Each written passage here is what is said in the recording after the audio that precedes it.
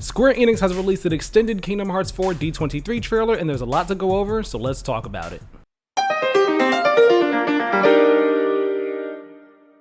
Hello there everybody, and welcome to The Comfy Spot. My name is Tyler, and today we are going to be talking about the extended version of the Kingdom Hearts 4 D23 trailer that was released this weekend during the dedicated Kingdom Hearts panel on Saturday, August 15th. Now, this trailer is, again, it is the extended version of the original one that was released and shown off during the main kickoff showcase at D23 on Friday. That trailer was 90 seconds long. It revealed that Coco was a world in the game. Amongst other things, it showed us, some more with Strelitza and Sigurd and Folly. It showed us, a bit of King Mickey. It showed us some Donald and Goofy. But most importantly, it confirmed a late 2027 release window for Kingdom Hearts 4. And this trailer is a 4-minute trailer. This is the full version of that cut down abridged one for the opening showcase. So I've already done a breakdown of that original 90-second trailer. If you have not seen that breakdown already, go check that one out. This video will definitely be serving kind of like as a part 2 to that one, because there will be some things that I don't talk about in this video breakdown that I talked about in the last one, because this one, again, this is more or less like the trailer we got here. It's extended, and we see some of the things that we saw in the last one, so I don't need to elaborate on those much at all. Some of those extended bits don't offer up much new stuff to talk about in this video, but the full 4-minute trailer still has a lot of new stuff for us to dig into and theorize about. So without further ado, let us get right on into it. So in terms of the beat by beat moment of this trailer, it more or less follows the same beats as the original trailer in the same order essentially, but each segment is longer. So the trailer starts off once again for the first roughly the first minute of this extended trailer.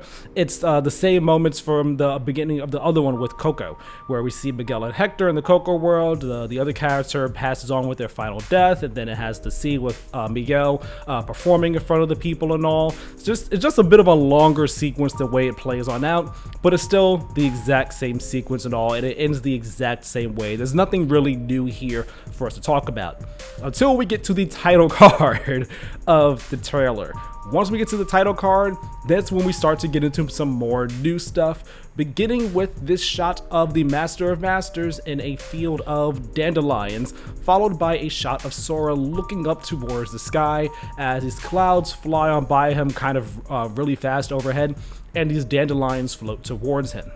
Now, both of these shots are from a CG cutscene. Very clearly, they are CG cutscene type shots here, and I think it's very possible that these shots here are our very first look or our first tease at Kingdom Hearts 4's intro. I mean, it's possible that these could be CG cutscenes that happen at some point in the middle of the game, but I don't think so. I get the feeling that this is going to be like part of the opening cinematic for Kingdom Hearts 4. It's an exciting little tease right there. I'm curious what the song is going to be going on behind this. If we have Utada Hikaru back, if she is, or if they are doing a new song for Kingdom Hearts 4, or if it is someone else, who knows. But that's a little bit of a tease right there. Something nice for us to, speculate about. After that shot, though, after that opening bit there, we then get to the beginning of new Quadratum stuff here. So at first it starts off with a brand new take on Sora's introduction to the world, that we first saw in the 2022 trailer, the announcement trailer for Kingdom Hearts 4. And that trailer, Sora stepped on out and panned over to the city, and it was like, wow, the city's large. This new shot, though, same idea, same concept, but it looks just like so much better. The shot is simply stunning in my opinion. The way it's composed, the lighting, the framing, everything. I love this. It is already one of my favorite shots in the entire series. And it goes to show just how large Quadratum is. You get a sense of the scale of this world. It is absolutely massive. After this shot, though, we then get to a shot or a moment here with Sora and Strelitza on the street. They have some phones in hand as they are talking about a dandelion dispatch that has been placed, seemingly by the military of some sort that Quadratum has. Now, if we look here in this moment, we see Sora. He has his phone, and it has a little Jiminy Cricket charm hanging from the phone, which is a cute little touch. Is that actually meant to be Jiminy in Quadratum, or is it just a little added bit of flair for his phone? Only time will tell, but let's wait until the actual game comes out. But this is also the first time in the trailer where we see something in Sora's ear, and in motion, the trailer playing at normal speed, it's actually pretty hard to see. But if you slow things down and look closely, or even like pause it and go frame by frame, if you look closely, it does become more visible in Sora's ear. And it's actually in both of his ears, as we see at different points in the trailer. This first moment here is when Sora is standing here with Strelitzia with their phones. The next shot again, we see in the following shot as these airships fly overhead. When Sora looks up, you can see this black type ear thingy that's in his ear, in his other ear. And then we get a much clearer view later on in a couple shots, in a couple seconds, when Sora goes to help Vali out in the street. When he like calls out to him and all, you could see very clearly there's something in his left ear. I imagine this is meant to be an earpiece of some sort, like a Bluetooth earpiece that lets him, take calls while he's on the move without having to actually pull out his phone and all. So I would expect us to be having these phone call conversations with other characters from characters like Sigurd or Strelitzia or Vali or others while we are in combat or doing things around the world. So just a nice little tidbit there, nice little touch to really drive home how modern Quadratum is, and I guess just how advanced this new world is in comparison to other worlds that we have been to, the Prime KH universe, technology wise, or just even not necessarily advanced, but just how different it is in comparison to what we have seen and what Sora himself has been exposed to typically in the worlds that he has been to. We're going to back up a bit from that volley moment there. We're going to back up a bit to when we see the airships flying into the city as the announcement is made about dark sides being spotted. And that confirmation right there, that announcement like, hey, dark sides are having spotted, we're sending people out to go get the dark sides by the military.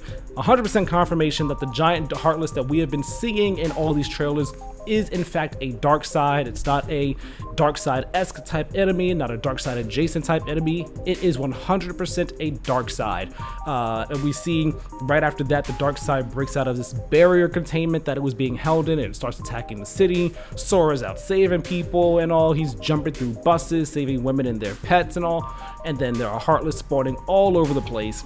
And I believe, we've already thought that this sequence is from the beginning of the game, but I think even more so, more specifically in terms of where we can place it, is that this sequence is from the beginning of the game, but leads directly into the first big boss battle that we saw in the trailer that we got this past June. And the way I'm thinking about it is, I feel like it's possible, or at least I'm wondering, if the opening hours of Kingdom Hearts 4 are going to be taking inspiration from the opening hours of Kingdom Hearts 2. Because unlike Kingdom Hearts 1 and Kingdom Hearts 3, which had us start the game off by fighting a dark side in the first 15 minutes, Kingdom Hearts 4, it might take us some time, it might give us some time to introduce us to the new world and the new characters before throwing us into a large-scale boss fight. And the tutorial could even have us possibly playing as someone else for a bit, as we learn and get to grips with the controls and everything. As you remember in Kingdom Hearts 2, you start off as Roxas and you don't get thrown right into a giant boss fight like you do in Kingdom Hearts 1 and Kingdom Hearts 3. It takes you a little bit. You have to get into, I think, day 3 or 4 before you end up having the Twilight Thorn fight in Kingdom Hearts 2. And I feel like what's happening here with the dark side is meant to be that. I feel like there's going to be some time before we get to the dark side fight, and then we do the dark side fight, and that's our big first true glimpse, all right, put your skills to the test. Here's a big battle for you to do. And another part of why I kind of have this theory is because of that shot where Sora goes to help Vali, the guy with the mask. Because the trailer is cut in a way that implies that this sequence is happening during the whole dark side, heartless attack sequence on the city of Quadratum.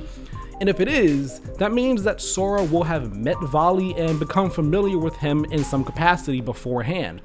And the only way I feel that this could work narratively is if the dark side sequence happens after the 1 hour mark. Like, I don't believe it would make sense for Sora to be like, oh my gosh, hey Volley, wait, let me help you out, watch out Volley, if like we met him 15 minutes beforehand. That wouldn't necessarily work. So I feel like this has to happen at least an hour and a half into the game. So, you know, when we saw the June trailer that we got at the Nintendo Direct this past June, during the dark side sequence, Sora we did not have the build option available in the command menu, in the command bar. So if that's the case, the build option might not become available to us until after the dark side sequence, or possibly even during the dark side sequence. So I really think the first hour or so of the game is just going to be this slow burn introduction to the state that Sora is in, the world of Quadratum, some of the characters that Sora is going to be meeting, and then we get this dark side sequence as our first big real boss fight. And we could have some like light heartless stuff happening before that with Sora and Quadratum as like, you know, our preamble, a bit of a tutorial less type element for, you know, getting to grips with the controls. It could be someone else that we do it with. It could be a Riku perhaps, or a Kairi, or who knows. But yeah, I think the dark side sequence would, like, prior to this trailer, I would have thought the dark side sequence was first 15, 20, maybe 30 minutes of the game. Now I'm thinking it's happening a bit later in the game. I'm thinking for after like the 1 hour mark, I think is when the sequence is going to happen. Something else to note about this sequence, at least, is the way in which the elements in the world are distorted by the darkness and the heartless. You know, when you see these shots of the heartless spawning on in, we see cars and vending machines are all crystallized and they're floating in the air. The ground itself is looking corrupted, and it reminded me of the environments that we went through in 0.2 or Fragmentary Passage, and how those had been affected by the darkness after they fell to darkness and were consumed by darkness. And, you know, it could just be that this is the way that darkness manifests in Quadratum, since Quadratum is a world that is more inspired by real life. That could be the reason the darkness and the creatures of darkness have a more sinister, hostile appearance in this world. I don't know, it was just a little neat touch, something I saw and I noticed. I was like, huh, that's interesting. But I do like it because it makes things in Quadratum feel more distinct and surreal and different from what we are, you know, used to in the prime Kingdom Hearts universe, so to speak. One more thing, or at least the final thing I'll mention about Quadratum right now, is that during the panel that happened on Saturday, co-director of Kingdom Hearts 4 Tai Yasue mentioned that there will be various ways to traverse the world, such as using your Keyblade to grapple onto buildings and light poles and stuff, and you could swing off of them and all. So basically, the movement that we saw in that announcement trailer in 2022 for Kingdom Hearts 4, when Sora was running towards the dark side and he uses Keyblade to like grapple onto things and swing around stuff and bounce off of things. Basically, it sounds like our movement when we are in Quadratum will actually be like basically that.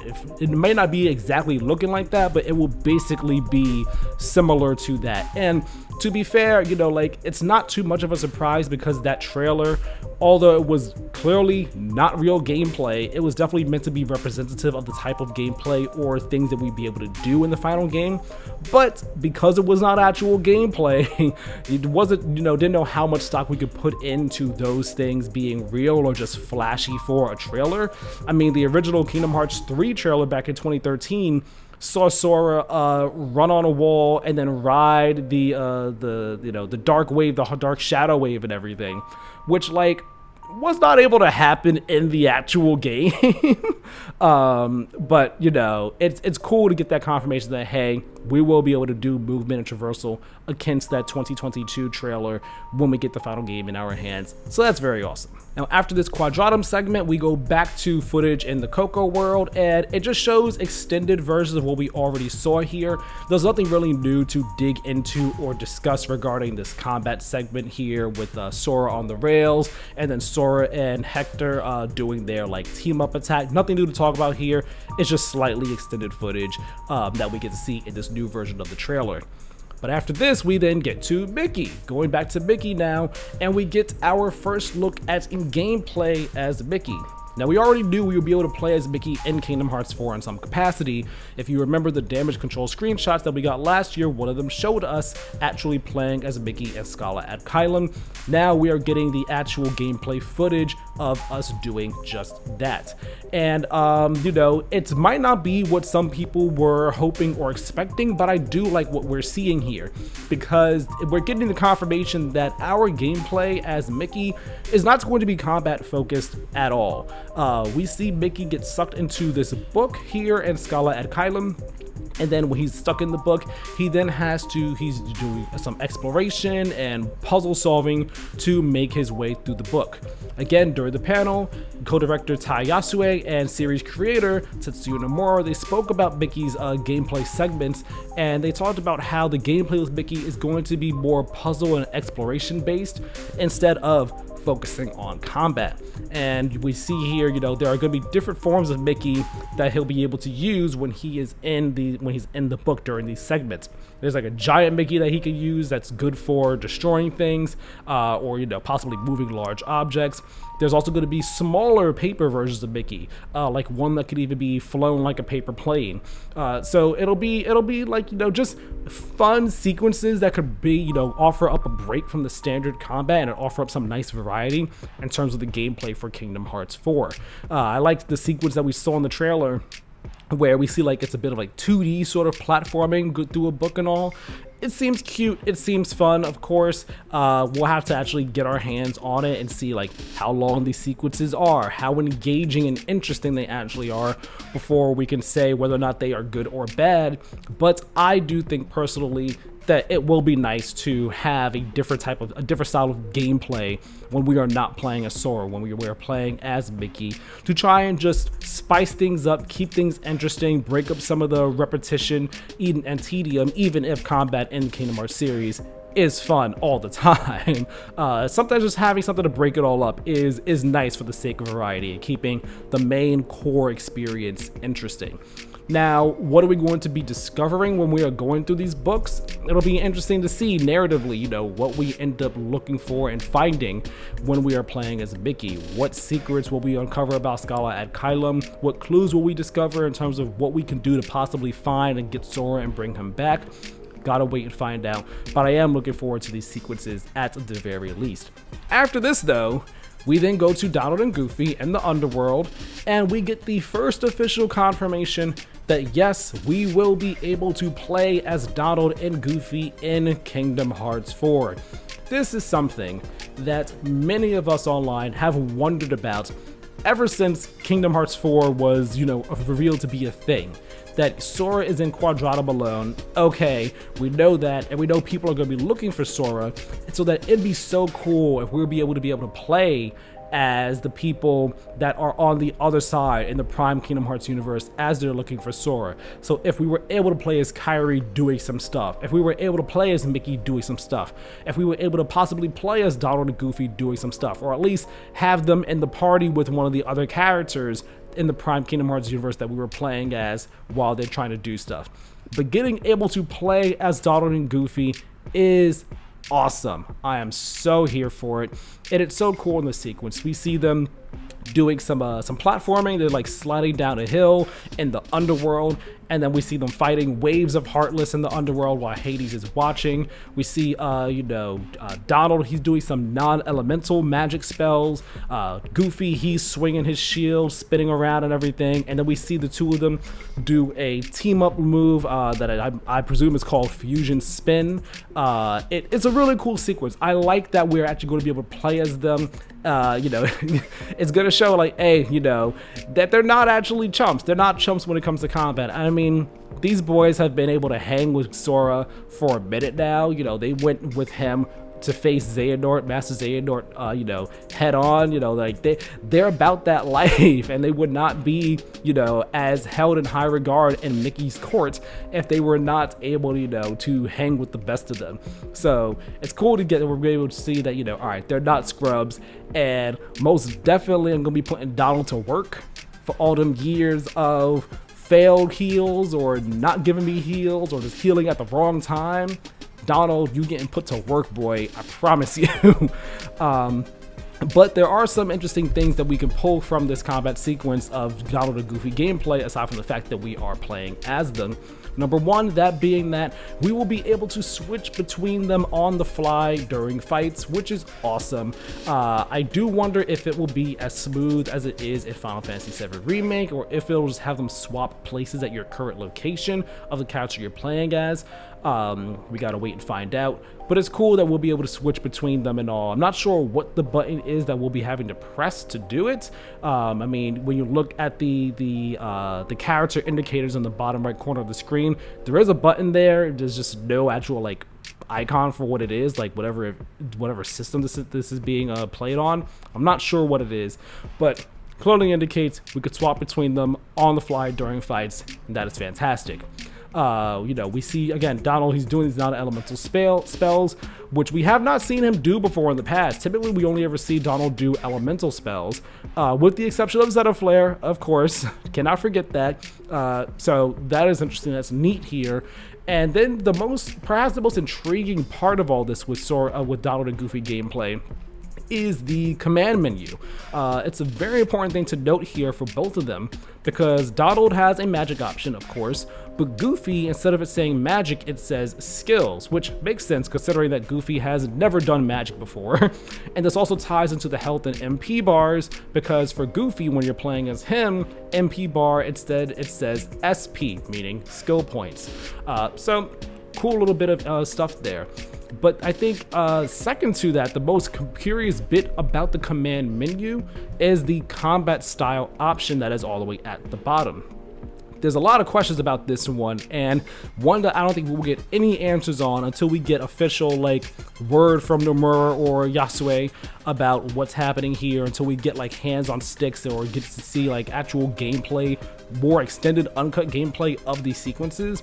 But the combat style option here, you know, I'm wondering if this would allow us to change the type of moves that Goofy and Donald are performing and have at their disposal. So when you're playing as Donald, for example, perhaps the non-elemental spells we see Donald doing are from a specific combat style that you could choose, and maybe he has a specific combat style that incorporates elemental spells into his base attacks, or perhaps those elemental spells are still gated by the actual MP bar, in which case, who knows, maybe there's just a combat style that revolves around defensive moves or support moves. It's a giant mystery for sure. I am very curious about it though, and I'm definitely looking forward to finding out more about it. And then again, also, you know, just want to mention one more time that fusion spin move they did. Very cool. I like how at the end of it, fireworks appear. Donald has a smile on his face, but Goofy's just like all stern and serious. It's a funny little touch there. It's a funny little touch. And I mean, I reckon that this team up a limit style move that's activated by a reaction command is, you know, it's something similar to the one that we saw Hector and Sora doing, the Pinata Magica move we saw. I imagine it's got to be like some sort of team up a limit type attack, but that's very cool. Love seeing that confirmation that we get to play as them rather. Then we go back to these shots of Sora, Vali, and Strelitzia in Quadratum in the afternoon, when Sora sees the ghosts, the manifestations, the apparition of Donald and Goofy in front of him, except this time we actually hear Sora say "what" when he sees them. And I've thought about it some more, and in my initial video I was saying, oh, maybe, you know, there's a bit of a memory loss thing, and his heart, the connections from his heart are making it appear, and that trauma from that, it causes him to pass out. And I don't think it is a memory loss thing anymore, but I do still think that it could be like connections through his heart that are manifesting in front of him. Why it would be manifesting in front of him, genuinely do not know. I've tried to think about this some more and more today. I don't know. I'm at a loss to be quite honest. Maybe this is happening after the whole dark side sequence earlier in the day, and you know, he sees the manifestations of them and then he just kind of passes out from just sheer exhaustion.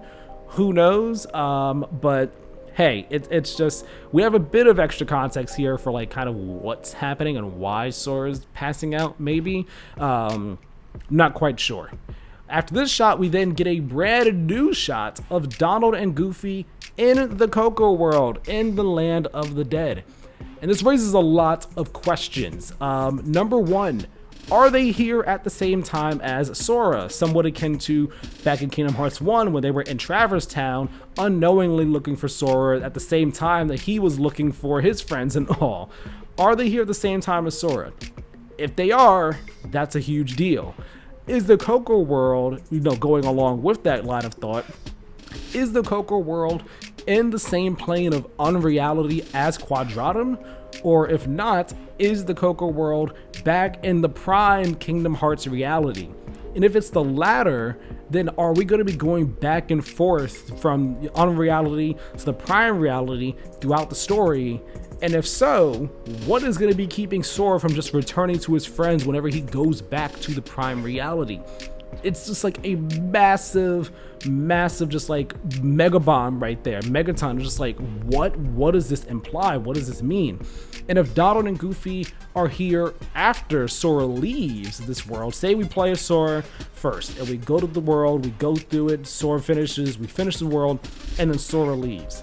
Perhaps second visits will be coming back on the table for Kingdom Hearts 4, and this is how we'll be doing them. We'll be doing them from the perspective of Donald and Goofy after Sora has already left.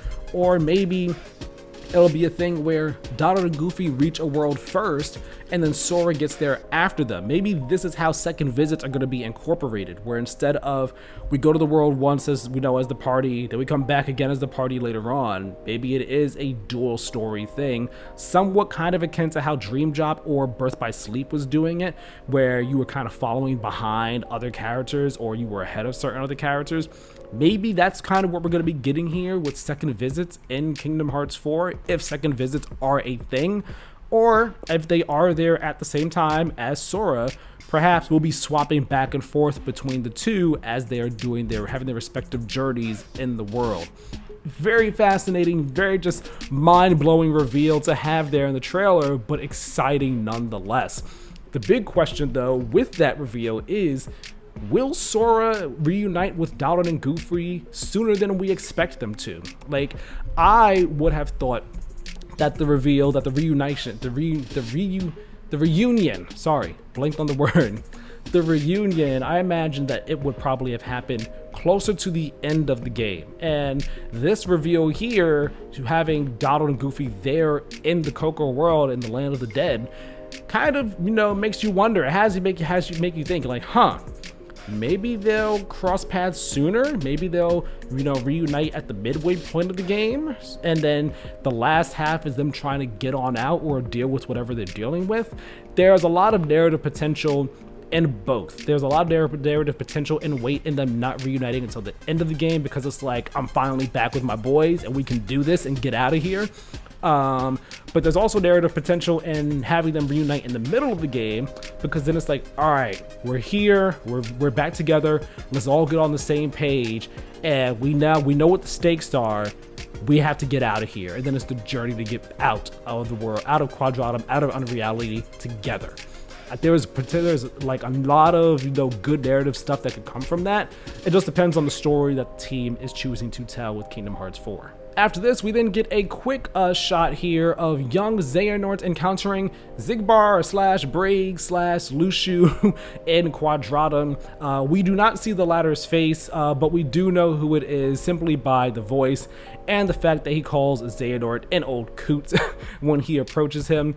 Why are we not seeing his face here? Is it simply for the dramatic effect of it all? Probably. I mean, we know that Kingdom Hearts loves to shroud people's face in mystery, even though, like, you don't need to shroud their face in mystery all the time, especially when we know what you look like.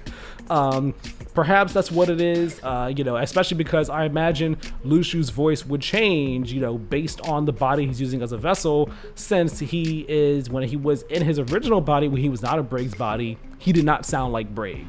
So he's got to still be in Braig's body. I'm just curious why the face is still being withheld here, but whatever, it is what it is.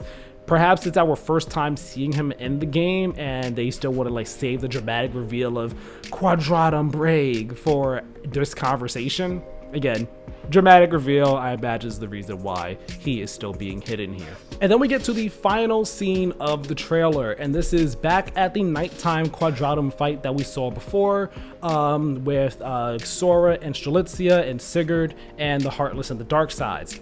Now this time, when we get to this sequence here, we get an extra shot. Initially, one of the first new things we get here is this extra shot of Quadratum soldiers also present in the streets trying to stave off the Heartless with their shields and their spears and all. Now, this is the first time that I can recall us actually seeing these soldiers in any footage for Kingdom Hearts 4 Point Blank period. Now, when you zoom in on the insignia of their shoulders, or on their shoulders, it's really, you gotta do it at the right time, but you can see that it bears a bit of a resemblance to the insignia that was on on Luxord's shirt back in the June 2026 trailer that we got. This insignia is a different one from the one that is on Sora's shirt.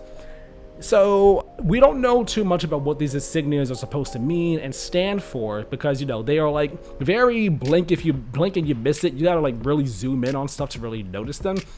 But I'm starting to theorize about connections and the hierarchy of things going on in Quadratum. Stick with me here. This is just me theorizing. Nothing is, you know, hard confirmed, set in stone, or anything like that. I'm just theorizing based off already known information and trying to just make, you know, logical connections from things. So based off the leaked missing link opening cinematic that leaked onto the internet about a month or so ago, it's possible that Quadratum was either an inhabited world that was completely consumed by darkness and then freed of it by ancient Scala and Kylum Keyblade wielders, or it was an empty world that had been enveloped by darkness. Either way, after, you know, whatever happens in that cutscene happens, people from Scala and Kylum established footholds in Quadratum long ago. Those people then stayed there and began to build the world up, and either they helped build the world up, or they helped develop the world if it wasn't already an inhabited world. So some wielders that were there may have ended up there after death. Others may have gone to Quadratum by choice. Generations gone by, and the Scala icon that we are seeing now, or not Scala, but rather the Quadratum that we are seeing now, is one that is well aware of Heartless and how to deal with them, even if everyone that's present in the world is not a Keyblade wielder.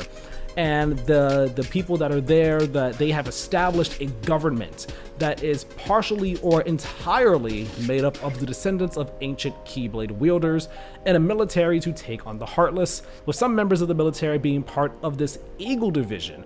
I say this Eagle Division because if you look again at the insignia that was on those soldiers and on Luxord's shirt, the insignia looks something like an eagle.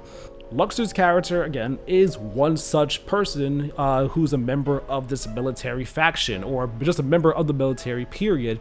And I would hazard a guess that he is a higher up member of the military there in Quadratum. Now, then there is another branch of the military called the Dandelions. Now, for those of us who are aware, if you remember back cover in the Key Saga, there was a group called the Dandelions, and they were basically Keyblade wielders that Master Ava deemed. She said, you know, you all have to go escape this world because the Keyblade War is about to happen. You all have to leave. And the Dandelions were basically the next generation of Keyblade wielders that were saved, and they were going to go on and kind of try to keep the light alive. More or less, I'm very simplifying things here. So the Dandelion name has very clearly been carried on through generations and generations and generations. Here in Quadratum, I believe the Dandelions are another branch of that military.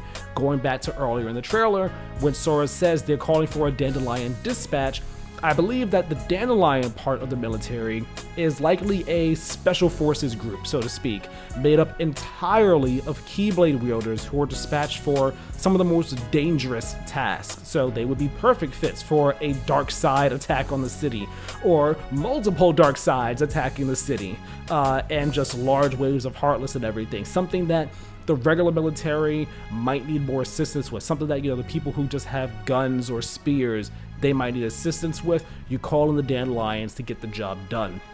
So some of these members I would imagine would be Sigurd, would be Strelitzia, would be Folly, and Sora might become a part of the Dandelion group as part of this story, so that him hearing, hey, they're calling for a Dandelion dispatch, might be his first time hearing about it. He goes, helps out and stuff, and then perhaps he gets drafted or asked to join the Dandelions, or maybe he's already a member of the Dandelions at this point. But that's what I'm thinking is happening there. Luxord's character might be a Keyblade wielder, we still do not know that, but he might be, you know, even if he is a Keyblade wielder who would have been more fit for the Dandelions, or who you might think would be perfect for the Dandelions, he might have been deemed more fit to lead the soldiers in the Eagle division, the non-Keyblade wielder specialist division. He could also just use a different weapon entirely, such as the trademark cards that we know Luxord to use over the, you know, the many years that we've known him. Another member who could be part of this Eagle division could be Yozora, given his connection to Luxord as per the secret ending of Kingdom Hearts 3's Remind DLC, because there, Luxord referred to Yozora as Commander. So he could also be part of that Eagle division, or he could be part of a different branch or division of the Quadratum military. Though that's my big brain theory there about just the connections and the hierarchy of things in Quadratum, just based off that one shot there of the soldiers with the insignia on their shoulder. Just that one shot there, and then connecting dots and lines between things that we've already seen and heard. Things are starting to make sense in terms of how Quadratum kind of works and where certain characters fit into it and where Sora fits into it, based off things that we know so far. Again, just a theory. Who knows if it turns out to be right? I think there might be some legs or legitimacy to it. Unfortunately, of course, as always, we have to wait and see. Now we then get to the big ending of the trailer, where the dark sides, they're about to attack Sigurd, but then something intervenes. Sora looks, and it is none other than Riku. At long last, Riku is here. He has made it to Quadratum just in time to help save the day. Now, of course, you could be thinking, oh man, this is happening at a different point in time. It's kind of deceptive editing, and that is very plausible. It is very possible. But like when we see the shot, when we see whatever it is intervene and you hear a scream, it sounds so much like Riku. And then we see Riku and those same three dark sides that Sigurd and them were fighting. He's standing in front of them. This has to be the moment when Riku reunites with Sora. Like it just has to be. How far into the game is this taking place? That is a good question. This is something that I do not imagine is end game. I don't think this is near the end of the game. I think this is probably more of a mid-game event that is happening. I think it's very possible that we reunite with Riku in the middle of the game. Riku can then become a party member of ours. We could be rolling deep with a party of Sora, Sigurd, Riku, Strelitzia, and Volley. A 5-member Keyblade party would be absolutely wild. I would love that. That would be awesome for us to have going into the back half of the game, as Riku's like, all right, I'm here. I figured out how to get here. The rest of the crew is still trying to find ways to get you out of here, but let's work on this together. And then eventually the Sora, Donald, Goofy reunion could happen near the end of the game, and then that becomes the main party. Or, you know, we do like some like, hey, we're switching between playing as these guys and playing as these guys in like the final sequences. Who knows? I'm theorizing here.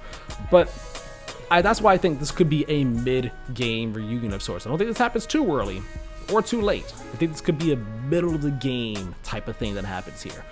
Are we going to be getting any playable Riku segments, though, in the lead-up to this? That's a good question, considering that we know that we are playing as Mickey at certain points and Donald and Goofy at others, and we know Riku's going to be in Quadratum.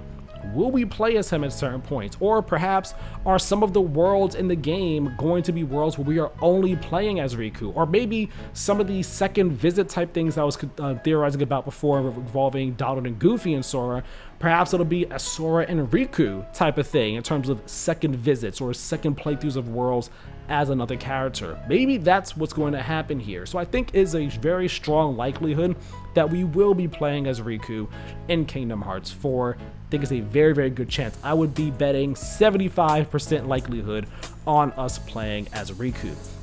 Another detail that I noticed during this segment is that behind Sora, when he's like, covering his eyes a bit from the bright light and everything, when he's putting his hands down, behind him there's this food place called Yummy Tummy, and there has not been any confirmation that there will be food or food bonuses in Kingdom Hearts 4 like in Kingdom Hearts 3.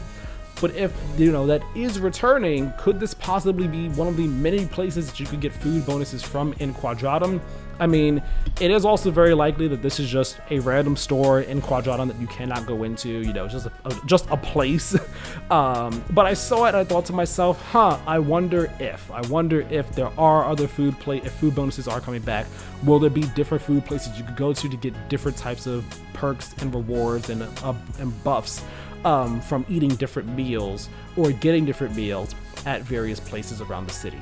It would make sense, if they're saying that there are different things to see and do in Quadratum, that this would be a thing. Of course, gotta wait to find out. And I do want to say really quickly before moving on, just one more thing about Riku, is that goddamn he looks good. I love the look that we have for him. His outfit, we see on the back, it has the Mickey symbol, as well as I believe the kingdom, the Keyblade insignia on his shirt as well, on his vest. He still has his short hair.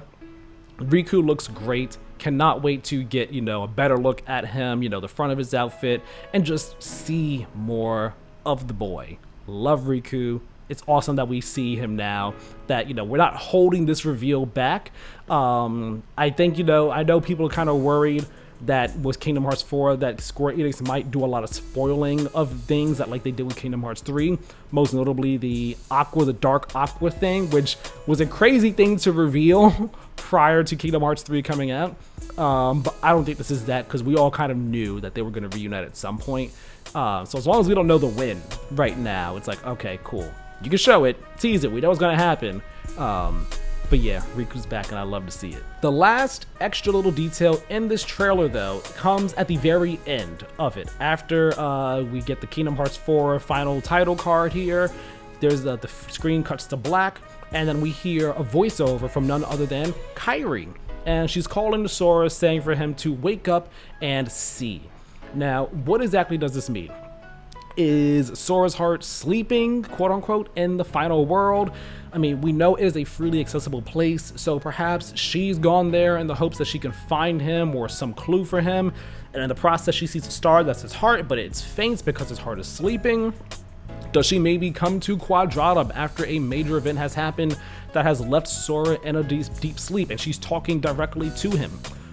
I mean, it's impossible to know. It really is impossible to know. But I do have one final big brain theory that I thought about after after hearing that line and just thinking about things, just really thinking. Maybe Sora sleeping is how he's able to access the Disney worlds that are in the game, or at least some of them. Maybe not all of them, but at least some of the Disney worlds. Maybe he has to get to them by sleeping.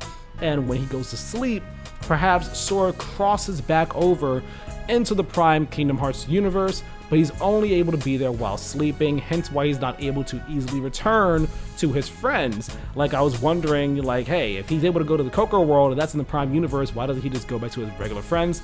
Perhaps it's because he's sleeping and there's a limit on that. Now, that would kind of also work in terms of the second visit thing, because if Donald and Goofy are looking for Sora and someone said, hey, yeah, we saw Sora not too long ago, but then he falls asleep and then he has to end up leaving the world, and then Donald and Goofy are going around trying to find him and stuff. It could work. It could work. The thing is, this theory, in my opinion, the more I thought about it, I was I feel like you could poke holes in the theory.